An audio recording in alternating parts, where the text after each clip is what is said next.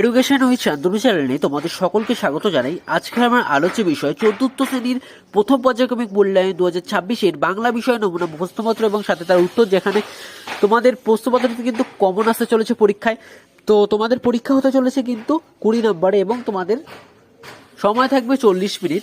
প্রাথমিক শিক্ষা পর্ষদের নির্দেশ অনুযায়ী নবপ্রবর্তিত ও পর্যায়ক্রমিক মূল্যায়ন সিসি পদ্ধতি অনুসরণ করে কিন্তু তোমাদের প্রশ্নপত্রটি তৈরি করা হয়েছে। এক দাগের প্রশ্নপত্রে বলেছে, সবার আমি ছাত্র কবিতা শূন্যস্থান পূরণ করো, যেখানে তোমাদের 4টি লাইন আছে, সেখানে পূরণ করতে তোমাদের দেওয়া হবে 2 নম্বর। সূর্য আমায় ড্যাশ দেয়, ড্যাশ তেজে জ্বলতে, চাঁদ শিখালো ড্যাশ মিঠে ড্যাশ কথা বলতে। তো এখানে লিখতে হবে, সূর্য আমায় মন্ত্রণা দেয় আপন তেজে চলতে, চাঁদ শিখালো হাসতে মিঠে মধুর কথা বলতে। 2 দাগে প্রশ্নপত্রে বলেছে একটি বাক্যে উত্তর লেখো, যেখানে 4টি প্রশ্নের জন্য থাকছে তোমাদের 4 নম্বর। তেত্তচাঁদ কাকে গাছে চড়ার নিমন্ত্রণ জানিয়েছিল? উত্তর হবে তার বন্ধু ইয়াসুকু চানকে তেত্তচাঁদ গাছে চড়ার নিমন্ত্রণ জানিয়েছিল। দোতলা পুতুল ঘরে কে সুন্দর করে সাজিয়ে দিয়েছিল? দোতলা পুতুল ঘরে লেখিকার মা সুন্দর করে সাজিয়ে দিয়েছিলেন। বনের খবর গল্পে যে পাহাড়ের নাম আছে সেটি লেখো। বনের খবর গল্পে লুসাই পাহাড়ের নাম আছে। অন্ধকারে শিয়াল ছাগলছানাকে কি মনে করেছিল? অন্ধকারে শিয়াল ছাগলছানাকে রাক্ষস মনে করেছিল। শব্দার্থ লেখো, যেখানে তোমাদের 4টি প্রশ্নের জন্য থাকছে 4 নম্বর। লেট মানে হচ্ছে দেরি, পাছে মানে হচ্ছে যদি বা এইভাবে যে কোনো একটা, এই ভয়ে যে কোনো একটা লিখলেই হবে। মিঠে মানে হচ্ছে মিষ্টি বা মিঠাই। শখ মানে হচ্ছে রুচি বা মনের ইচ্ছা। 4 দাগের প্রশ্নপত্র আছে বর্ণ বিশ্লেষণ করো, যেখানে 3টের জন্য থাকছে 3 নম্বর।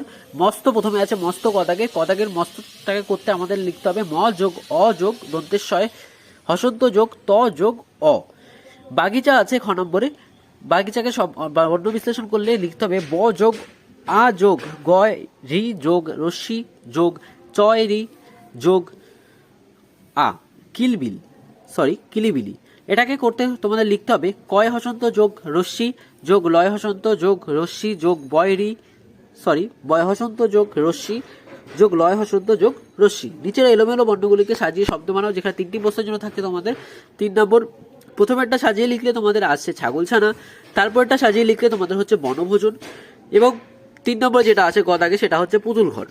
সন্ধি বিচ্ছেদ করো, যেখানে 2টো প্রশ্ন থাকছে তোমাদের 2 নম্বর, অর্থাৎ একটি প্রশ্নের মান তোমাদের থাকছে 1 করে। নগেন্দ্র নগযোগ ইন্দ্র নগেন্দ্র, রত্নাকর রত্নযোগ আকর রত্নাকর।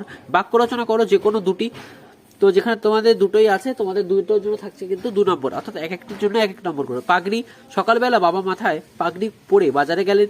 মস্ত, বাড়ির পিছনে আনন্দবাবুর মস্ত বাগান ছিল। তো এই ছিল 4র্থ শ্রেণীর পরীক্ষার্থী বন্ধুদের জন্য প্রথম পর্যায়ক্রমিক মূল্যায়ন 2026-এর বাংলা বিষয় নমুনা প্রশ্নপত্র এবং সাথে তার উত্তর। প্রশ্নপত্রটি তোমাদের কেমন লাগলো তা কিন্তু অবশ্যই জানাবে।